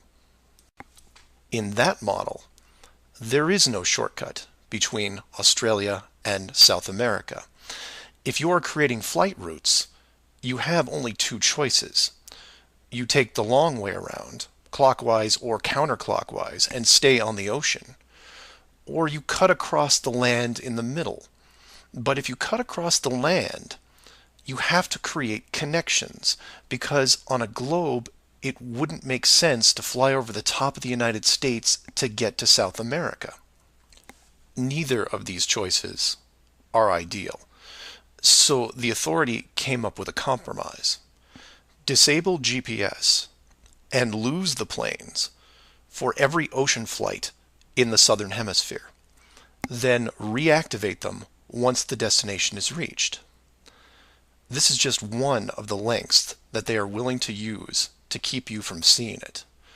Don't just hide some things, hide everything, so that maybe the topic isn't addressed. And some would come back and say, well, nice going. You just pointed out a flaw in their system, and sooner or later they will fix the gap. Maybe. But not soon, I think. Remember, this is a rule, not a guideline. They can't change the map, so they have to work within its limitations. If they have a better workaround, I can't wait to see it. Astronauts to the moon. Flat Earth Clues, Part 10, Hiding God. This is part of a series of clues that can help you get your head around both the design of the flat Earth system we live in and who has been involved in the deception to hide it from you. As you can tell from the title, I'm taking a different approach. Eventually, I was going to have to address the question of what happens next, or what we do now with the information at hand. If you've made it through the guide and the first 9 clues, then at this point you're either buying into the flat model or on the fence. If this is the first one you went to because of the title, I recommend you go back, because we're not going to do much in the way of reviewing. But if you're still with me, then you would agree that 1, the world you've been taught has been kept from you, and 2, one way or another, you would like to prove this out. So how is this possible? The authority in question who created what you call the globe is guarding all the gates. They protect the sky, the outer edge, and most importantly, the education system that shows us at an early age what they want us to see. Nobody listening to this has their own spaceship or advanced rocket program. Nobody actually owns a long-distance icebreaker.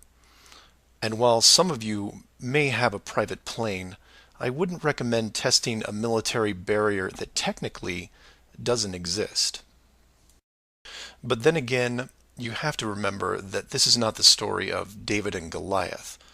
The hidden world was never going to be sustainable forever. As a civilization evolves, the tools the authority uses as a method of control become more vulnerable. I've learned many things about systems over the years, and one thing that I find most interesting is as layers of strength increase, the higher the chance that they can be used to your advantage. But maybe I'm talking in riddles. I should be boiling it down to what can be done by showing you what's being hidden, what's important, and how it can be spread to others without looking like a crazy person. To be clear, and I can't stress this enough, do not start conversations with the word flat earth. Think of it like Fight Club. The first rule of Flat Club is that you do not talk about Flat Club. Before you started waking up and watching all these things, you were like me. You laughed and mocked everything that was flat earth. You may have learned faster than others, but the knee-jerk reaction by 99% of the people was created the day they sat down in a classroom and stared at the globe. Look at the videos, not just mine, but others who are putting forward some great arguments, and ask the questions that people can relate to. I'm going to introduce 3 very important questions that you can use, each with a statement that precedes it, and each statement is a motivation for a different group of people. If you don't fall into one of these 3 groups, then I guarantee you know people that do. The first statement is this: you are being hidden. What do I mean by that? Well, this goes back to Clue 7 and Clue 9, which talk about the flights in the Southern Hemisphere. If you are flying a plane over the Southern Hemisphere, your flight is not being tracked. How can this be used to find out the truth? It's simple, it's quick, and it costs no money. No matter what country you live in, send a quick note to your local, state, or federal representative and ask them this question: why are citizens of our country flying over oceans without the safety net of the GPS system? And remind them that GPS stands for global, not partial. Without GPS, anything could happen to your plane and no one knows where you are. And while you're at it, remind them that the GPS system was built by the United States Department of Defense, who never does anything small. The system that is in effect now has what appears to be huge, deliberate gaps in the Southern Hemisphere only. Do not mention flat Earth. Just voice your concern about the safety of you, your loved ones, and your fellow citizens. Will they get back to you? Possibly. Will they give you a satisfactory answer? Not a chance. Because they will only have what the military gives them. What this will do, however, is create a unique buzz in certain circles that may prove to be useful later. The more politicians or high-ranking officials you contact, the greater the noise. The motivation here, as you can tell, is general public concern. The second statement is this: wealth is being hidden. What do I mean by that? Goes back to Clue 2 and every other mention regarding Antarctica.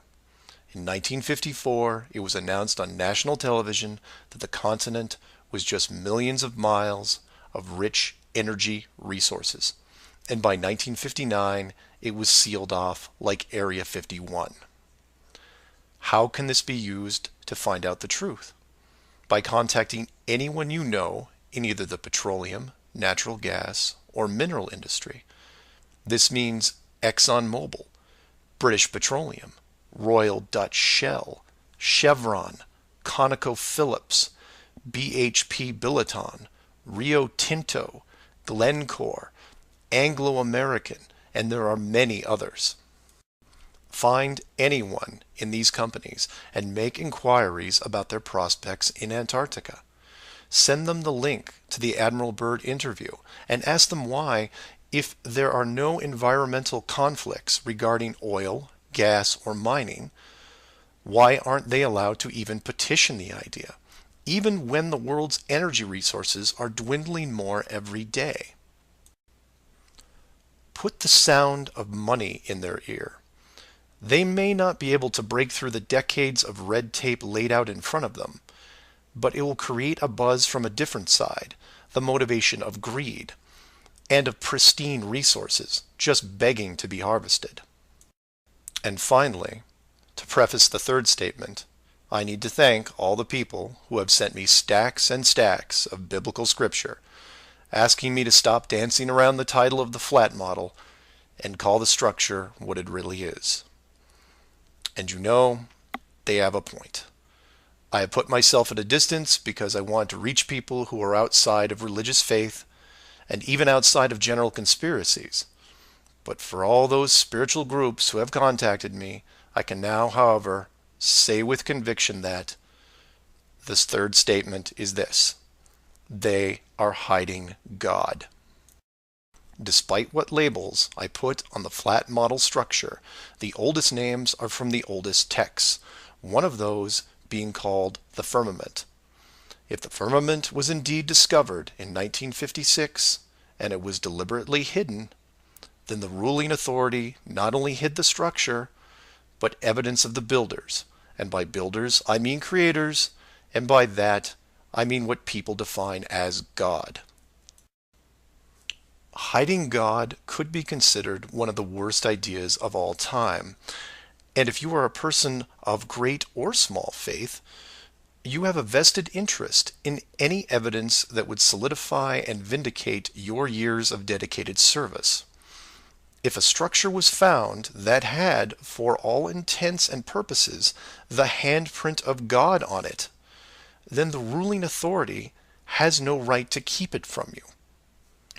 There are billions of people on this world who have personally dealt with the concept of God and would like to know for sure if these beliefs are well placed.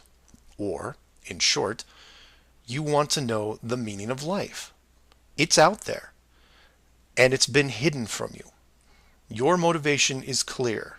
Go to your church leaders, your congregation, and tell them science probably found evidence of God in 1956 and decided to keep it a secret. If you know people of religious power, send this up the ladder. Get the word out and see what comes back.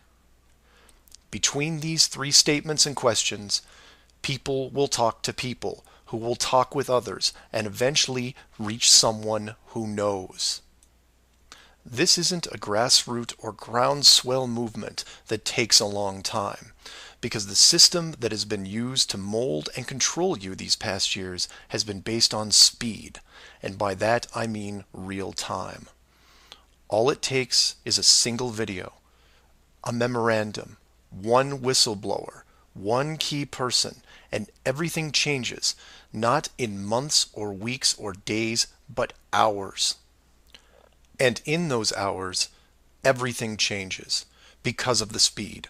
People all over the world wake up and look at the sky with new eyes, and things start to get better.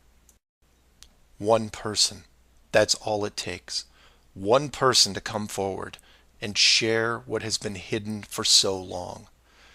Maybe someone who is tired of all the games. Maybe someone who has gone year after year burdened by such a heavy secret. Maybe you, who are listening right now, who is looking for a reason to come forward. This is it. And if you don't want to walk into the light and be the hero, I understand. But if you can't, for whatever reason, then be anonymous. Share the message and help us make this world better, because it can be better. For everyone else, give this person an opening. Give them the opportunity and give them the support they need to help reclaim what's left of our civilization, because we need it now more than ever. I will keep spreading the word for as long as I can, in hopes that everyone that hears it starts seeing things with new eyes. And I encourage each of you to do the same. And maybe one day we will learn to treat others better than we treat ourselves. Astronauts to the moon. Flat Earth Clues, Part 11, Souls in the System. This is part of a series of clues that can help you get your head around both the design of the flat Earth system we live in and who has been involved in the deception to hide it from you. This clue looks into the recent past, or more specifically, an odd but interesting piece of conspiracy lore. What I hope to show here is an example of how an enclosed system, once revealed, can change the world very quickly and in ways you may not have realized. To start, we need to go back a little ways to a controversial 2004 documentary called Astronauts Gone Wild. For those of you who missed this strange little gem, the summary is this. The producer-director Bart Winfield Sibrel went out to prove that all the moon landings were elaborate hoaxes. To do this, he set up interviews with the Apollo astronauts, giving them the impression that the interview was just routine. He then produced a Bible and asked each of the astronauts to swear on the book before the interview started. The interview was then supposed to be a series of detailed technical questions designed to trip up the astronauts. During the process, there was quite a bit of tension and some very uncomfortable moments, including one actual fist fight. Now, I'm not recommending that anyone actually go out and watch this hour-long documentary. For me, the astronauts have had to live with this guilt a long time, and leaving them alone seems like the humane thing to do. What interested me, and moreover what piqued my interest then, wasn't the unoriginal questions the reporter posed, but how the astronauts reacted to the Bible itself. None of the Apollo pilots would put their hand on it and swear that they went to the moon. In fact, most treated the book like it was made of plutonium. This puzzled me for years because it went against the basic rules of any cover-up, one of which is lie about everything. Now, the pilots of the Apollo program had done many interviews over the years, many televised, and had been going through their song and dance without really any instances of contention. So why not just go through the motions again? It is, after all, just a book, right? People lie under oath all the time. It's called perjury, and every country has an extensive system of laws and punishments to deal with it. These punishments don't seem to stop the people from committing perjury, and you can read about it almost every day. Furthermore, the astronauts were not in court. This was just a room, sometimes their own home. So swearing on the book would, for all intents and purposes, be meaningless. And this sat in the back of my head for years, because it didn't make sense. Why would astronauts, trained by a very large military science program, be afraid of just putting their hand on the book and just tell one more lie? Well, for them, it may have been more than just a book. It may have been a symbol of something much bigger.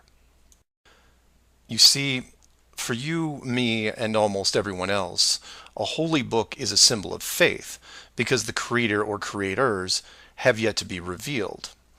But if you knew that the creators were real, then the book becomes something much more tangible, more relevant, more sobering. Or, more to the point, the Apollo astronauts would have been let in on the enclosed system during their tenure with NASA, and over the decades, this system created certain truths for these men, one of which is, someone could be watching. Now, whether the builders/creators are actually watching every little thing we do can be debated, but if you have proof that they are real, then the thought of your every move being scrutinized is a very real possibility. This is what you and I may suspect, but don't feel. The Apollo pilots, however, are a different story. If they were shown how the world really looked, then their attitude towards the book takes on a whole new meaning. In fact, it didn't have to even be a Bible. It could have been an encyclopedia or a piece of wood, because it was the idea that made them pause. And if you're still not getting it, then I'll ask you directly. If you actually saw some of the creators' handiwork and knew that there was a chance you were being watched, and there was a scorecard involved, would you swear against that and lie about something? Would you roll those dice and take the chance? Or to put it another way, everyone has gotten frustrated about something, then looked up and cursed the sky. Would you still do that if you knew that a creator was up there and possibly listening? That's just one example of how knowledge of the enclosed system changes people. The astronauts didn't want to roll the dice and lie because there was a real fear of retribution. And while they were confident that a bolt of lightning wasn't going to strike them down, they also weren't going to push their luck. And we all take on the same approach in daily life. Everyone who drives has run a stoplight. We know when we see the yellow light that it's too far away, so we hit the gas and hope for the best, especially if the traffic is light and we aren't putting anyone in danger. But you take that very same intersection and put a red light camera on it, well, then things change, don't they? Do you hit the gas and roll the dice? Not a chance. You hit the brakes and hope that you can stop in time because you are being watched. You may not be a model driver by any sense of the word, but you understand this rule and this place, and you don't break it. And this one aspect is why I'm pushing so hard to see the enclosed system revealed. Because as a civilization, we seem to be only as good as what we can get away with. This isn't an issue with freedom, it's an issue with doing the right thing. You know that running red lights is a bad idea. The camera is a reminder of that. Imagine all the things that would change for the better if the enclosed system was revealed. Would you lie to hurt someone? Would you rob a bank, commit fraud, or embezzle? Would you steal anything unless your life depended on it? And while people would still get angry and fight, would they maim each other? Would they kill? Would anyone knowingly commit murder? Would you bully or extort people for profit? In fact, knowing that the world was created, would you do anything malicious towards anyone? If the world is not a globe, but instead enclosed, then wars end. Hate crimes end. Maybe not overnight, but quickly. Because you may be, for the first time in your life, actually accountable for your actions. You realize now that you are a very real soul in this enclosed system, and you have a responsibility towards your fellow man, one that can be boiled down into one simple rule: treat others better than you treat yourself. This is why it's so important to show the world as it really is. This is why I am asking the authority itself to open the door and let this secret come through. You've kept this hidden for too long, and the people who live here with you have been through enough. This isn't about money or power anymore. It's about our very souls, the essence of who we are. Wealth and titles don't define your heart. Hiding the entire world may have seemed like a good idea at the time, but we have gone way beyond that. Have you actually seen our home recently? This needs to be fixed, and it needs to be now. The people won't forget the deception, but they will forgive you for it, because a truth like this will make them more noble, something we should have been since the beginning. So do your own research, and always, always ask questions.